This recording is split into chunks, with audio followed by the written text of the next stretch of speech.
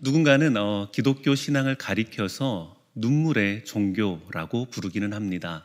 여기에는 조금 두 가지 의미가 섞여 있는 것 같습니다. 부정적인 측면으로는 뭔가 의지할 것 없는 사람들이, 의지가 약한 사람들이 답답하니까, 하소연할 것 없으니까 교회를 찾는다고 합니다. 의지가 약하니까 그런 교회를 찾는 거다라고 하는 사람들이 있습니다. 그런데 기독교 신앙을 가진 사람으로서는 기독교 신앙 안에서 우리는 울 일이 참 많이 있습니다. 물론 그들의 말처럼 생활이 힘들고 고단하니까 나의 주인 되시는 하나님 앞에서 울 일도 참 많이 있습니다. 또 하나님의 말씀대로 살지 못해서 그게 참 한스럽고 답답해서 울 때도 많이 있습니다. 누군가는 의지가 약해서 그런 거라고, 나약해서 그런 거라고 말하고는 하지만, 그럼에도 우리는 우리가 전에 받은 신앙 안에서 울 일이 참 많습니다. 그런데 오늘 본문 말씀을 보니까 예수님께서 울지 말고 울어라 라고 말씀하십니다. 울지 말고 울어라 라고 말씀하십니다. 여러분들이 왜 웃으시는지는 잘 모르겠지만 예배 시작하기 전에 방송실에서 급히 사람을 보내왔습니다. 설교 제목이 잘못된 거 아니냐, 그런 정도로 뭔가 의아한 부분이 있었던 것 같습니다. 그런데 아마 조금 시간이 지나면 어떤 의미인지 아실 수 있을 거라 생각을 합니다. 어떤 것에 예수님은 울지 말라고 하셨습니까? 십자가를 지고 가시는 예수님을 위해서 울지 말아라 라고 말씀하십니다. 오히려 십자가를 지고 있지 않은 너희와 너희 자녀를 위해서 울어라 라고 말씀하십니다. 기독교 신앙 안에서 우리가 참 울 일이 많이 있지만 예수님께서는 무엇을 위해서 우리가 울어야 하는지를 분명하게 말씀해 주십니다. 우리를 위하여, 특히 우리의 자녀들을 위하여 울라고 우리 구주께서는 말씀하셨습니다. 오늘 오후 예배는 청년부 헌신 예배로 드립니다. 보통 헌신 예배라고 하면 예배의 모든 순서들을 그 담당 부서가 맡고 그 부서에 필요한 말씀을 나눕니다. 이렇게 어른들 지켜보시는 분 많은데 이참에 우리 청년들 잔소리도 좀 하고 평소에 못하던 거 지적도 좀 하고 하면 참 좋겠지만 오늘은 조금 반대로 하려고 합니다. 지금 여기서 우리와 함께 예배를 드리는 이 청년들을 교회가 어떻게 바라보고 어떻게 대해야 하는지를 나누려고 합니다. 이는 오늘 본문에서 본 것처럼 우리 구주께서는 우리의 자녀들을 위해서 울라고 말씀하셨기 때문입니다. 지금 우리와 함께 예배를 드리고 있는 이 청년들을 위해서 너희는 울어라 라고 말씀하셨기 때문입니다. 그렇다면 우리 구주께서는 왜 이런 처참하고도 비참한 십자가의 길을 걸으면서도 우리의 자녀들을 위해서 울라고 하셨을까요? 지금 이 장면을 보면 누가 보더라도 예수님을 보고 울어야죠. 적어도 사람이라면, 정상적인 감정이 있는 이라면 지금 다른 사람을 위해서 울 때가 아니라 이렇게 비참한 몰골로 걸어가시는 그 예수님을 보면서 당연히 울어야 할 것 같습니다. 본문 22절에서 26절을 보겠습니다. 빌라도가 세 번째 말하되 이 사람이 무슨 악한 일을 하였느냐, 나는 그에게서 죽일 죄를 찾지 못하였나니 때려서 놓으리라 하니 그들이 큰 소리로 재촉하여 십자가에 못 박기를 구하니 그들의 소리가 이긴지라. 이에 빌라도가 그들이 구하는 대로 하기를 언도하고 그들이 요구하는 자 곧 밀란과 살인으로 말미암아 옥에 갇힌 자를 놓아주고 예수는 넘겨주어 그들의 뜻대로 하게 하니라. 그들이 예수를 끌고 갈 때에 시몬이라는 구레네 사람이 시골에서 오는 것을 붙들어 그에게 십자가를 지워 예수를 따르게 하더라 라고 합니다. 빌라도가 3번이나 물었습니다. 우리도 3세판이라고 하지 않습니까? 아무리 내가 이 판결을 뒤집고 싶어도 3세판째 지면 이제 좀 승복할 때가 된 거죠. 빌라도가 3번이나 물었습니다. 도대체 이 예수가 죽어야 할 만큼 잘못한 게 뭐가 있냐? 내가 그를 신문해 보았지만 그럴 만한 잘못은 찾지 못했다. 그를 둘러싼 수많은 소문이 있었고 너희의 험담도 있지만 그를 직접 신문해 본 결과 나는 그를 죽여야 할 이유를 찾지 못했다 라고 이야기합니다. 그런데 이 3번의 신문 결과를 뒤집고도 남을 만한 것이 있었으니 이는 유대인의 큰 소리였습니다. 그들은 큰 소리로 재촉하여 예수님을 십자가에 못 박기를 구했고 성경은 그들의 소리가 이겼다라고 말씀합니다. 사실과 정의가 이긴 것이 아니라 유대인들의 큰 소리가 이겼습니다. 심지어 밀란과 살인으로 옥에 갇힌 자보다 더 악한 자로 여겨졌습니다. 밀란과 살인으로 잡힌 자는 풀어났으나 예수님은 잡히셨습니다.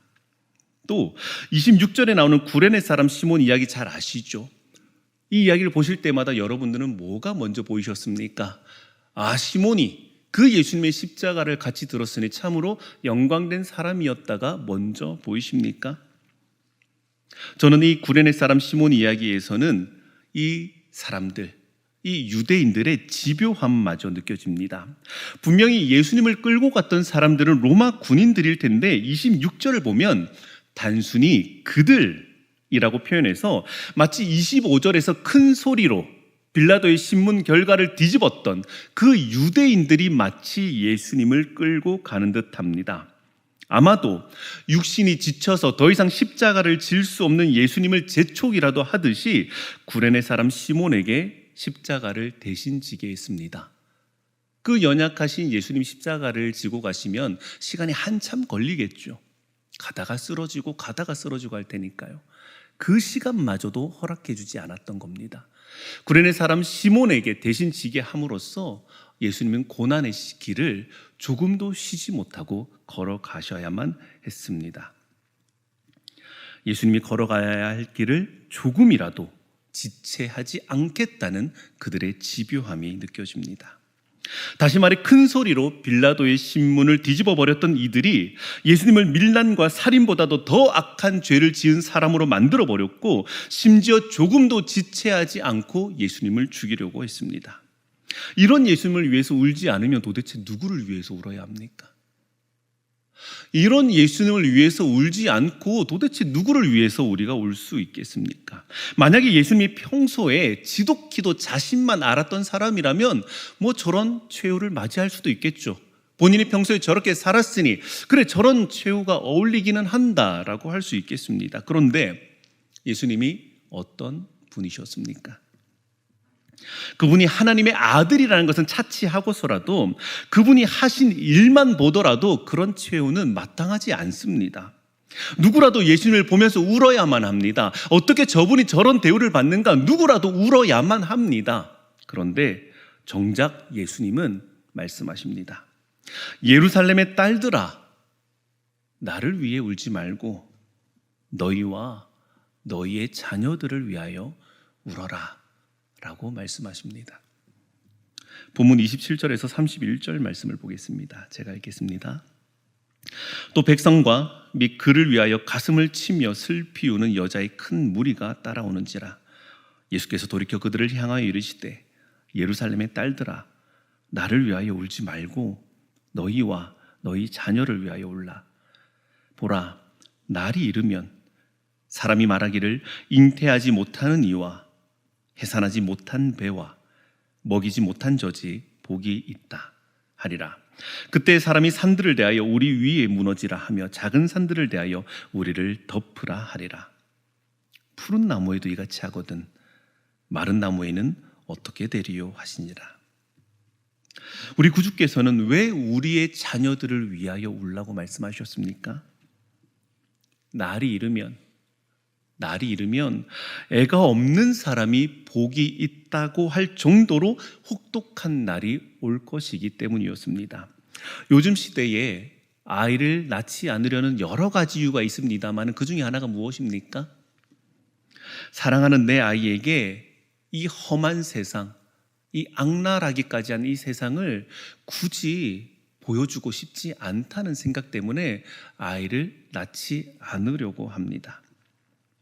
산들이 덮어줘야만, 그 높은 산이 덮어줘야만 피할 수 있을 것 같은 무지막지한 고통이 있을 것이니 나를 위해 울지 말고, 예수님을 위해 울지 말고 너희와 너희 자녀들을 위해서 울어라 라고 말씀하셨습니다. 사랑하는 여러분, 여기서 예수님이 말씀하신 곧 다가올 날은 어떤 날을 가리키는 것일까요? 우리는 보통 마지막 날, 그날 이렇게 하면 종말부터 떠오르게 되지만 이날은 종말이 아니라 AD 70년, 지금부터 한 2000년 전 70년경에 있었던 로마가 유대를 완전히 점령해버렸던 그 날을 말합니다. 로마는 이 로마에게 반역하는 유대의 지역을 장악했고 특히 예루살렘을 몇 달이나 포위해서 그들을 완전히 말려 죽였습니다. 그 당시 유대인의 역사가였으나 로마의 포로로 잡혀갔던 요세푸스라는 사람을 그날에 대해서 이렇게 기록을 남겨두었습니다. 도시 전체가 기근이 가득 찼고 거리는 죽은 자들의 시체로 넘쳐났다. 기아에 허덕이는 사람들은 성전에서 마지막 희망을 걸었지만 그곳마저도 피로 물들었다. 로마 장군 티투스는 성전을 보존하고자 하였으나 로마 병사들은 격분하여 명령을 따르지 않고 불을 질렀다. 성전이 불타오르자 유대인들은 절망하며 울부짖었다. 살아남은 자들은 모두 칼날에 쓰러졌고 젊은이들은 포로로 끌려갔다. 예루살렘 전체가 불타버렸고 성벽도 무너져 더 이상 도시라 부를 수 없는 폐허가 되었다. 이제는 지나가는 사람조차도 여기가 한때 거대한 도시였다는 것을 알아볼 수 없었다 라고 기록합니다. 이때에는 이 포위에서, 성을 포위해서 몇 달 동안은 수로도 끊어버리고 하다 보니까 배가 고프니까 오늘은 네 아이를 잡아먹고 내일은 내 아이를 잡아먹자, 뭐 이런 얘기가 오갔다고 할 정도로 완전히 멸망의 날이었습니다. 날이 이르면 로마 제국의 힘이 이렇게 예루살렘을 완전히 파멸시킬 것이었습니다. 그래서 예수님은 예수님보다 너희와 너희 자녀들을 위해서 울라고 하셨던 것입니다. 그렇다면 이런 어려웠던 날들, 이 멸망의 날이 AD 70년에 있었다면 이제 이러한 멸망과 파괴의 날은 더 이상 없는 걸까요? 먼 옛날 역사로 이미 한번 지나갔고 이제는 나와 우리의 자녀들이 그 멸망의 날들을 겪지 않는 것일까요? 그렇지 않습니다. 예수님은 여기가 아니라 다른 곳에서도 마지막 날들에 관한 말씀을 하시는데 이는 예루살렘의 멸망의 날이 아니라 예수님 이후에 모든 세대가 살아갈 악한 날들을 말씀하시는 것이었습니다. 예수님은 AD 70년에 예루살렘의 멸망을 말씀하기도 하셨지만 그것 말고도 예수님 이후에 모든 세대가 거쳐야 될 그 마지막 날들의 고통에 대해서 예수님은 말씀해 주셨습니다. 오늘 본문 말씀의 시대의 자녀들도 로마의 악함을 겪었지만 오늘날 우리의 자녀들도 그것과 비슷한 악함을 겪게 될 것이라고 말씀해 주셨습니다. 저는 이 악함을 두 가지로 말씀드리려고 합니다. 첫째는 시대의 악함이고 둘째는 세대의 악함입니다. 시대나 세대나 뭐 같은 말인 것 같은데 저는 이것을 이렇게 구분해 보려고 합니다. 이 시대라는 것은 벗어나고 싶으나 벗어날 수 없을 정도로 강력한 흐름을 이야기합니다. 개인으로 만들어지는 것이 아니라 무엇인가 전체적인 것이 이미 그 방향으로 흘러가버린 것, 그것을 시대라고 부르겠습니다. 그리고 세대라고 하면 벗어날 생각 없이 나에게도 그냥 그게 좋고 나에게도 너무 익숙한 문화와도 같은 것을 세대라고 부르겠습니다. 시대의 악함과 세대의 악함이 우리 자녀들을 기다리고 있습니다.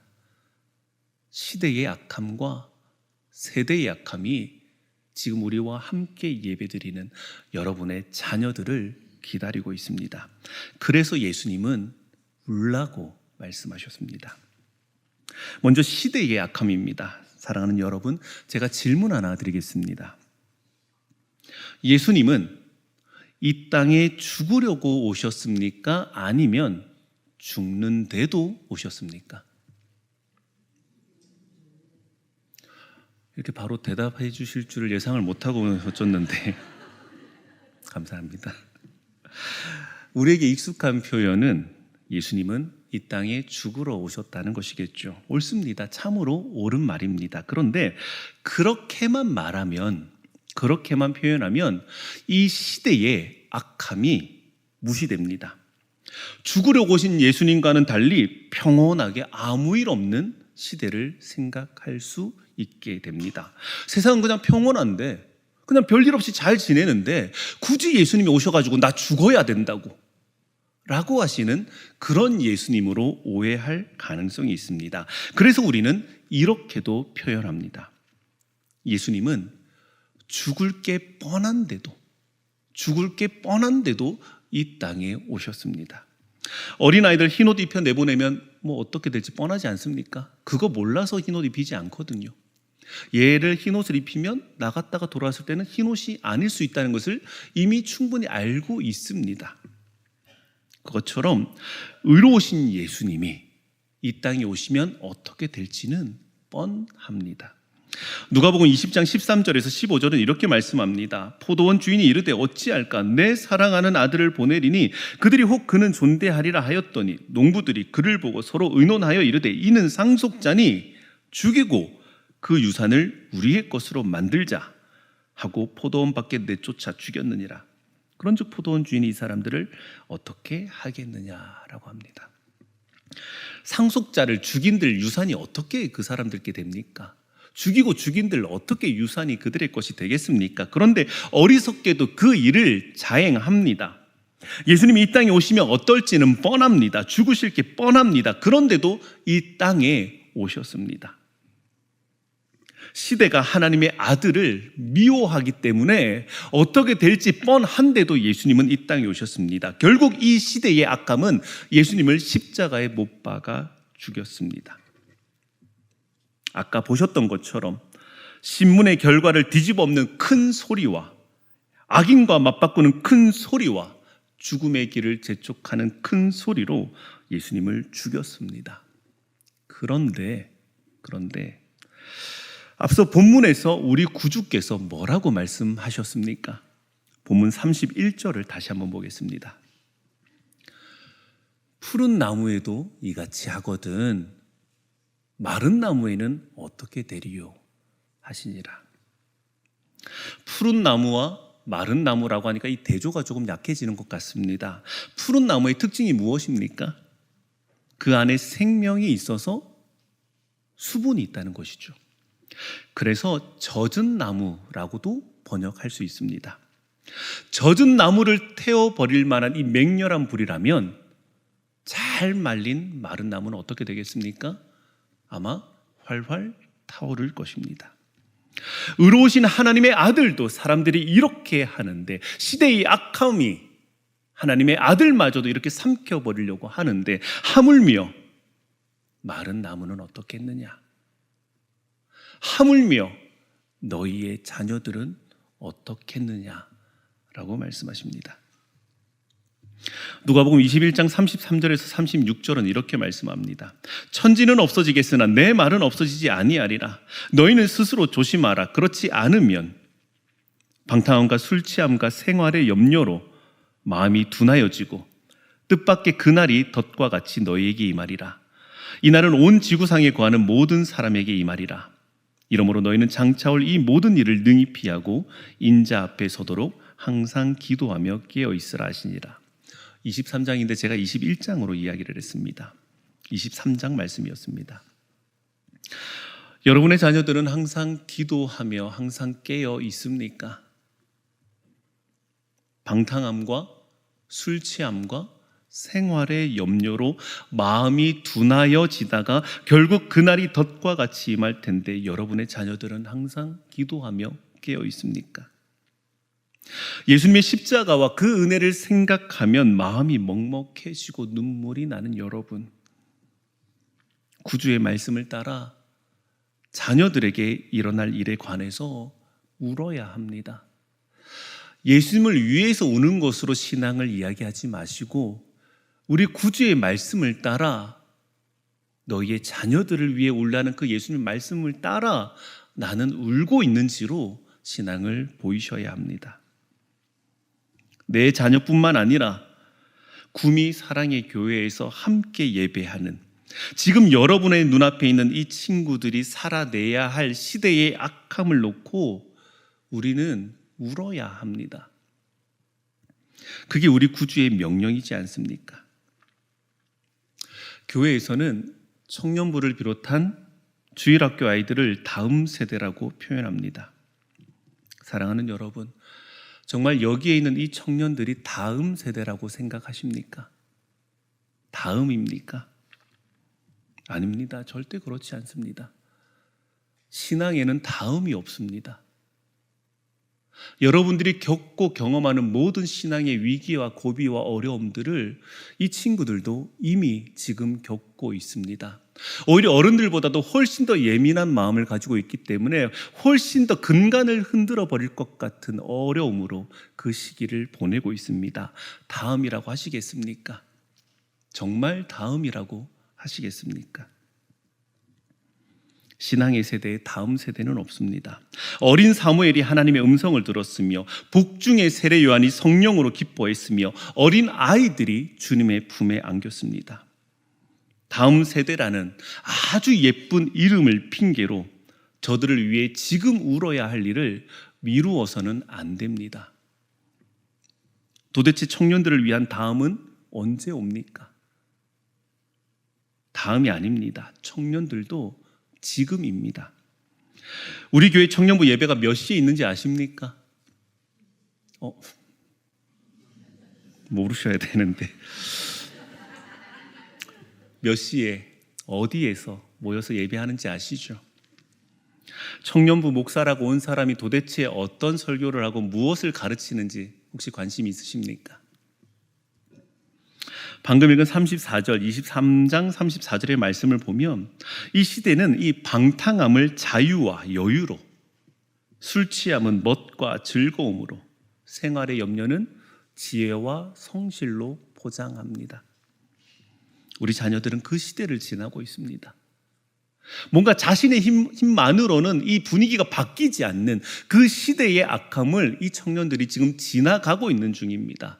이 청년들한테 너 그렇게 살면 안 된다, 그게 전부가 아니라 아무리 해도 바뀌지 않는 그 시대의 이 악함을 지나고 있다는 것입니다. 어떻게 안 울 수 있습니까? 어떻게 그 모든 것들을 이 청년들의 책임으로 돌릴 수 있습니까? 네가 교회 잘 안 나오니까, 네가 신앙생활 제대로 안 하니까 이런 어려움을 겪고 있다고 어떻게 그렇게 단정해서 말할 수 있습니까? 시대의 악함을 통과하는 중입니다. 울어야 하지 않습니까? 우리 자녀들이 방탕함과 술 취함과 생활의 염려로 그 마음이 둔하여져 가는데 울어야 하지 않습니까? 사랑하는 구미 사랑의 교회 어른, 부모 여러분들, 지금 여기에 앉아 있는 시대의 악함을 관통하며 살아가는 우리 청년들을 위해 울어주시기 바랍니다. 이어서 두 번째는 세대의 악함입니다. 시대의 약함은 원하지 않아도 그거 안 하고 싶은데, 바꾸고 싶은데도 절대 바뀌지 않는 그 시대의 악함이 있다면, 세대의 약함은 우리 청년들이 편안함을 느끼는 겁니다. 나쁘지 않은 거죠. 좋은 거죠.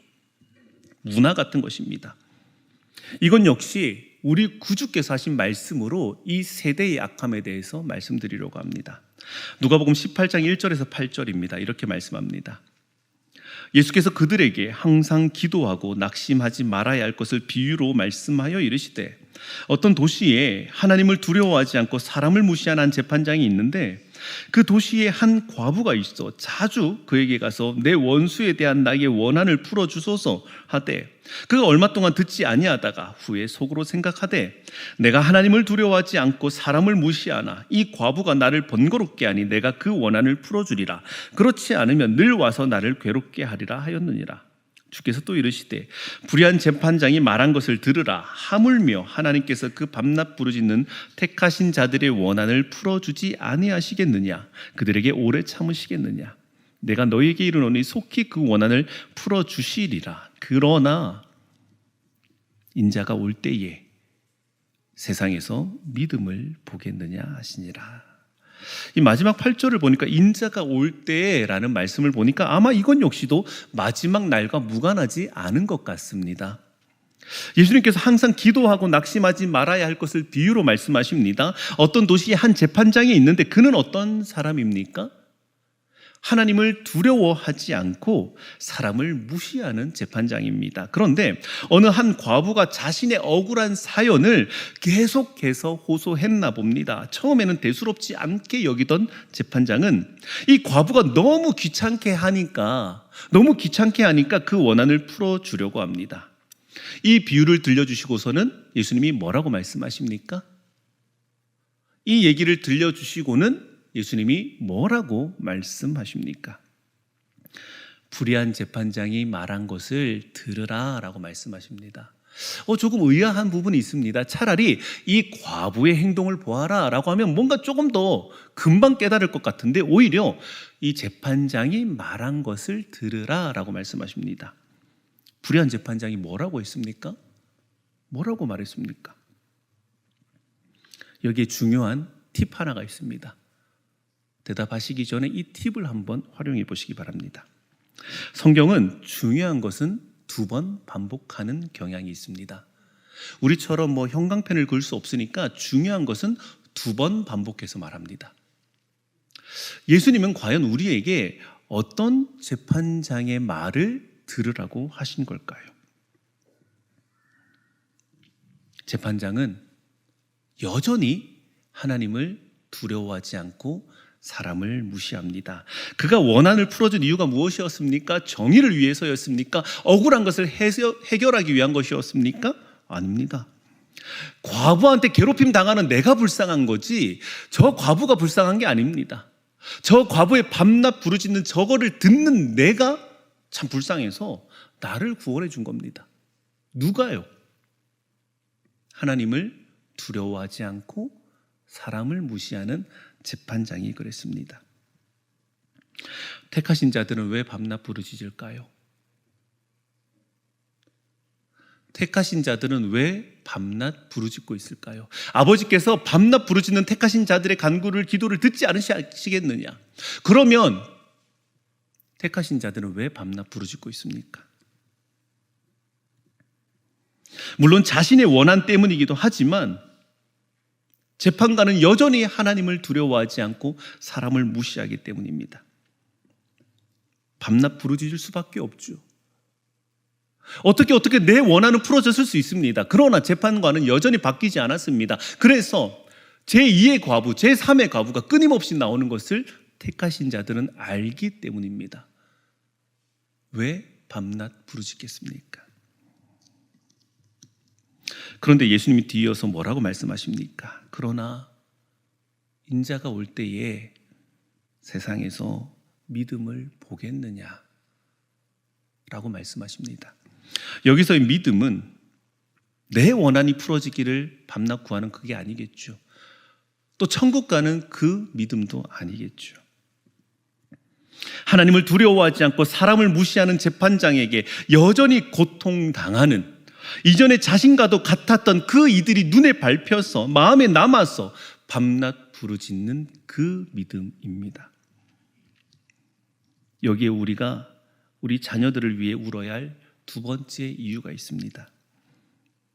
하나님도, 그 위대하신 하나님도 나의 원한을 풀어주기 위한 도구로 가르치는 시대에 우리 자녀들은 정말 예수님께서 보고자 하시는 그 믿음을 가지고 있습니까? 여러분의 자녀가 그런 믿음을 가지고 있던가요? 내가 다시 올 때 그런 믿음을 보겠느냐 하셨던 그 예수님이 말씀하신 믿음을 여러분의 자녀들이 가지고 있던가요? 나 누구 위해서 지금 기도하고 있어. 요즘 그 친구 위해서 기도하고 있어. 걔가 계속 눈에 밟히고 마음에 걸려서 걔를 위해서 기도하고 있어 라는 말을 들어본 적 있으십니까? 아니 어쩌면 그런 모습을 자녀들에게 보여준 적이 있으십니까? 야, 우리 집 요즘 너무 어려워. 엄마 그거 위해서 기도하고 있어. 아빠 기도하고 있어. 너 대학 가는 거 위해서 기도하고 있어. 좋은 직장 얻기 위해서 기도하고 있어. 라는 거는 들려주시는데, 얘야, 내 마음에 하나님이 누구를 계속 눈에 걸리게 하신다. 마음에 걸린다. 그래서 엄마 요즘 그 사람 그분 위해서 기도하고 있어. 아빠 그분 위해서 기도하고 있어. 라는 모습을 보여준 적 혹시 있으십니까? 내 자식이니까, 내 남편이니까, 내 아내니까 기도하는 모습 말고 몸과 마음의 상처와 고통을 짊어지고 사는 이들을 위해서 기도하는 모습을 보여주신 적 혹시 있으십니까? 그래서 우리 자녀들에게도 그런 모습이 보입니까? 사랑하는 여러분, 울어야겠습니다. 자기 자신만 알고 배려와 이타심마저도 자신을 위한 도구로 쓰려는, 신앙마저도 자신을 위해 쓰려는 이 세대를 닮지 않도록 울어야겠습니다. 타인의 억울함과 원한을 위해서 어떻게 내 원한은 끝났지만 그게 전부가 아니라 뒤를 돌아보았더니 여전히 하나님을 무서워하지 않고 사람을 무시하는 재판장이 수두룩한 이 세상에서 그 발걸음을 차마 떼지 못하고 밤낮 부르짖는 그런 우리 자녀들이 되도록 우리가 울어야겠습니다. 구원 얻는 믿음에 관해서는 그렇게 집중하면서도 세대를 역행하는 믿음에 관하여서는 우리가 너무 여유 있는 거 아닙니까? 마치 있어도 그만 없어도 그만이라는 듯이 여유롭습니다. 그러나 그렇지 않습니다. 그 믿음이 우리 구주께서 마지막 날에 보고자 하시는 믿음이라고 말씀하지 않으셨습니까? 이 두 가지 악함, 시대의 악함과 세대의 악함과는 별개로 우리 구미 사랑의 교회에 있었던 선함에 관해 말씀드리려고 합니다. 어제 한 청년을 만났습니다. 부모님이 직분자도 아니시고 혼자 교회를 다니는 친구입니다. 학생 때 어떻게 나오게 됐는데 사실은 문화상품권 주니까 나왔다고 하는데요. 이제는 나름의 자기 믿음으로 교회를 다니는 청년이었습니다. 그런데 그 친구가 이런 말을 저에게 합니다. 마치 오늘 제가 할 설교의 내용을 미리 알고 있는 것처럼 이야기를 합니다. 어릴 때부터 자기에게 관심을 가져주고 실질적인 도움을 주었던 몇 명의 집사님들을 이야기합니다. 직분자의 자녀가 아닙니다. 혼자 다니는 친구였습니다. 생각해보니 그 또 며칠 전에 만났던 청년도 예전에 자기가 다녔던 교회의 장로님이 지금도 전화가 온답니다. 주일 아침마다 전화가 와가지고 너 일어났냐고, 교회 가냐고 그렇게 전화를 한다고 합니다. 아마도 이 청년들에게는 자녀를 위해 울어주는 어른이 있었던 거겠죠.